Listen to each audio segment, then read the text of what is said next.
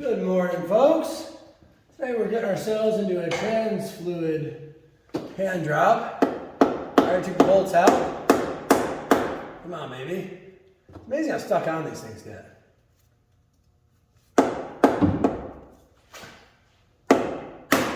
Oh, keep breaking free. If you don't have one of these drain pans, it's going to be a mess. Fair warning. And it's really going to be a mess anyway. It's pretty dumb design that they got going on here. Let's get that there. There we go, see? I've never done it. I've never done it without making a mess. Look. Somebody out there smarter than me and can do it. I know that person exists. That person is not me. I wind up covering myself in freaking transmission fluid every time. And that was kind of my fault though, because I'll bend that heat shield back. It'll be a lot easier to get in. So I'll own up to that one, but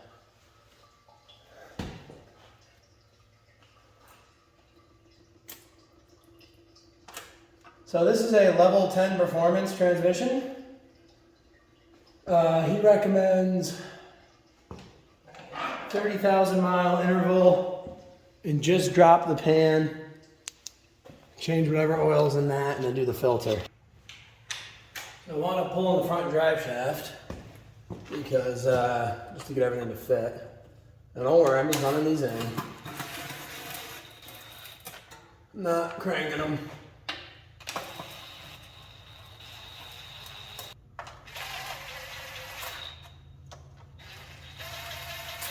These bolts pretty light torque spec actually. So you just want to run them in and then get a ratchet on them. Somebody somewhere probably has the skill to do this with an impact very gently, but I surely don't. Nice. Now we'll just get a ratchet and we're good to go. I happen to be using a 1/2 inch ratchet. If you're gonna do that, just don't be a monkey about it.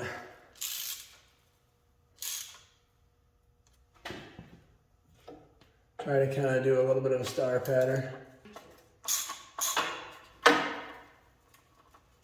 There is an actual torque sequence for this, but to be honest with you, I've never really used it and I've never had an issue. If I get a pan that leaks, you can tell me, told you so. And I'm not saying that won't happen, but I don't think it's super likely. So now we'll just go around the world, make sure everything's tight.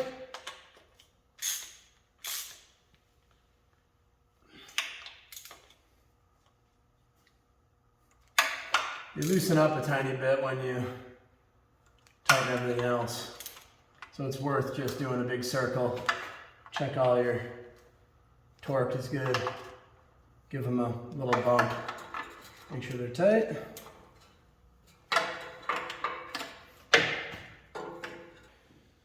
We put the front drive shaft back in.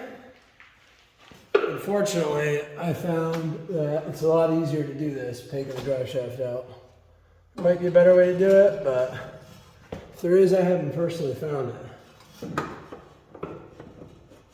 Because I think I remember running into this problem last time too, when I did it.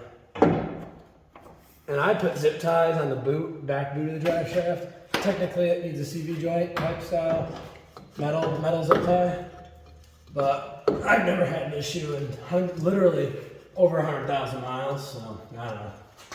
You do you on that one. I don't blame you if you don't want to do it my way. It's a little redneck, I'll be honest. It does seem to work just fine. Okay, U-joints are good. Man, these are original U-joints. And I really probably will replace them at some point. I should just have them on hand so the next time the drive shaft comes off, I'll swap them. But they're in really good shape. So I don't know. I mean, you figure the drive shaft doesn't actually spin that much. Right, it's like how many miles do you actually put on a vehicle in 4-wheel drive? But they're old and they sit there, and by not spinning, sometimes that could be worse than spinning, right? So probably wouldn't be a good idea to swap them out at some point.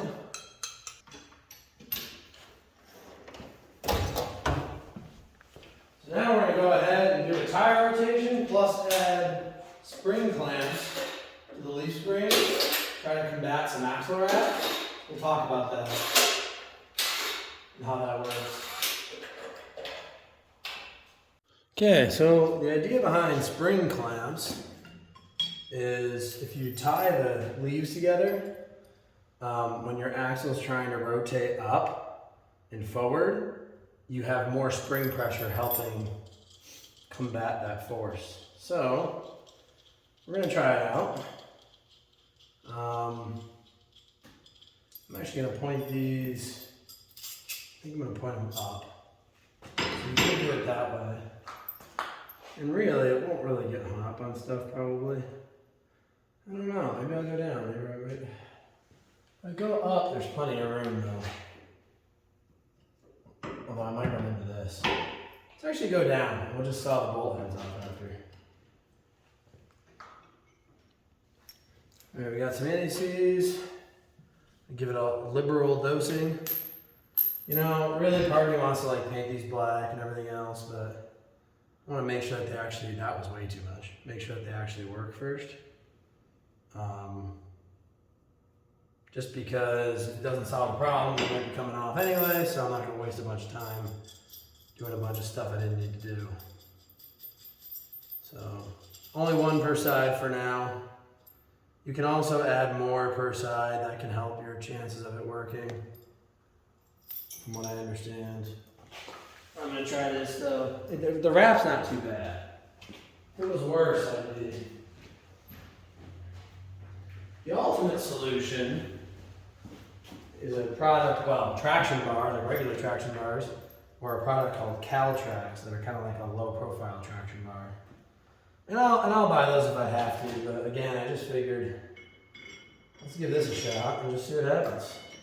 These, you know, 20 bucks or whatever. I mean, you could even go to the damn hardware store and buy U-bolts and make your own probably for 10 bucks maybe. Some crazy cheap amount of money. I didn't really feel like spending the time to do that.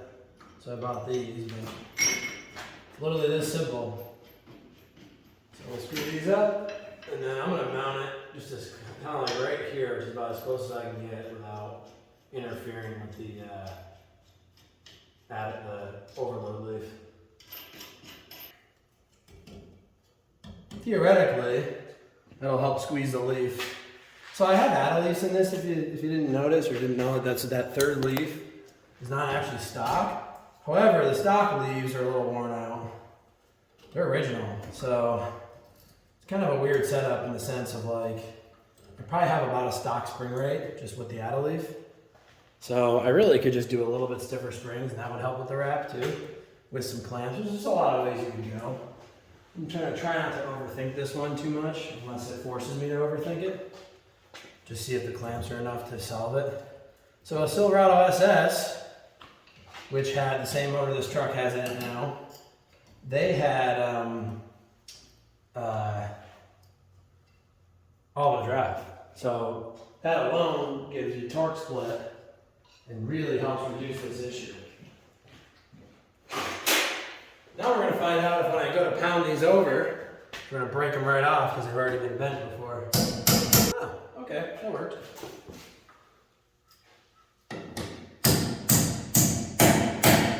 So in theory, the leaves are now contained in 2 spots, so it should help axle wrap a lot. Especially this. These flex a little bit, but these you really can't get super tight. But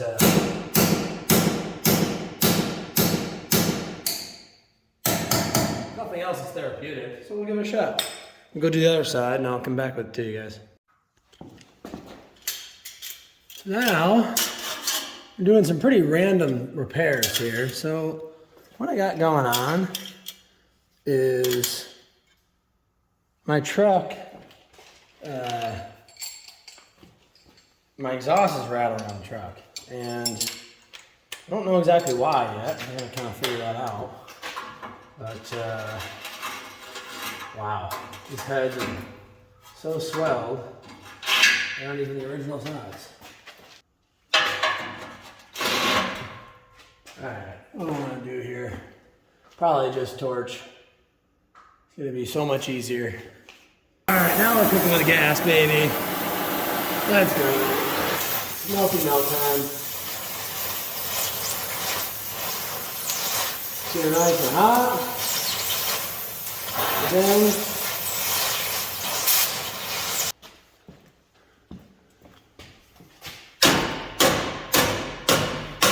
perfect.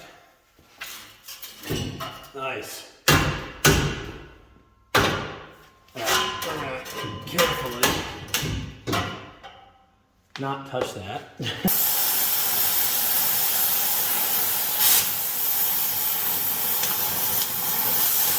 Ow, ow, ow. Where the problem here, folks? Oh, the gloves on.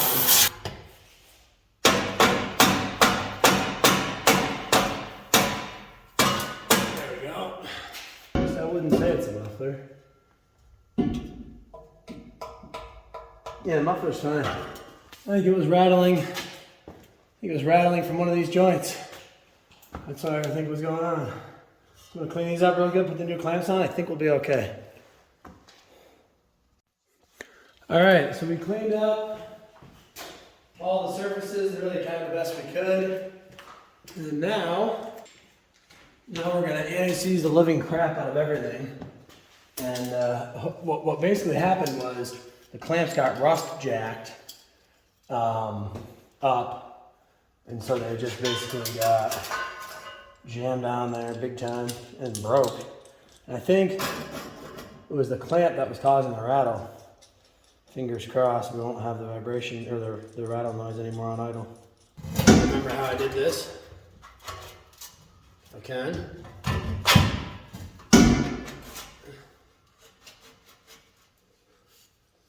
That one goes there somewheres.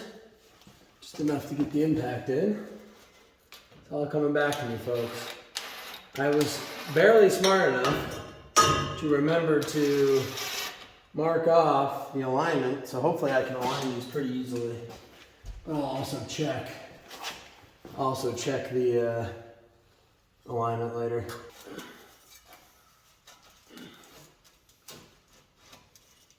Okay, so we're in the general area here.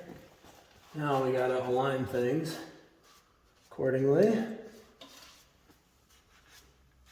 Yeah, that's like actually almost perfect. Figured they probably do have a little bit of a memory.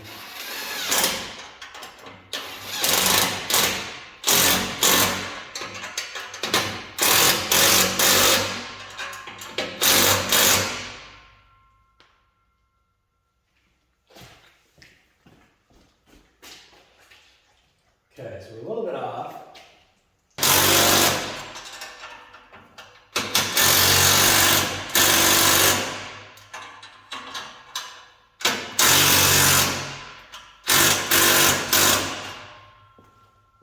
That's probably better, actually. Yeah, a little better. This side's always fit weird. And now the rattle's back. Okay, what the heck, friends? Where's the rattle coming from now?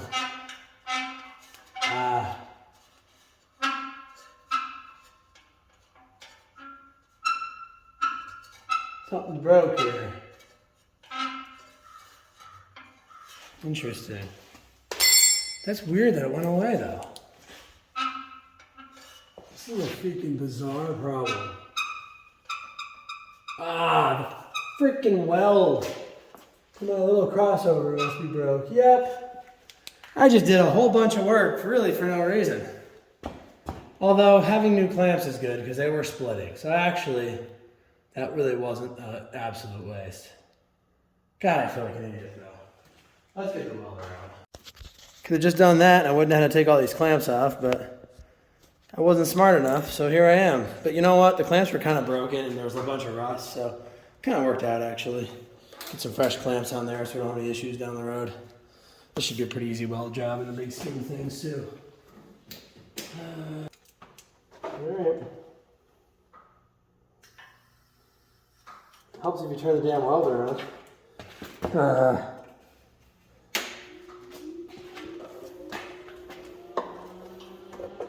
See it back in here.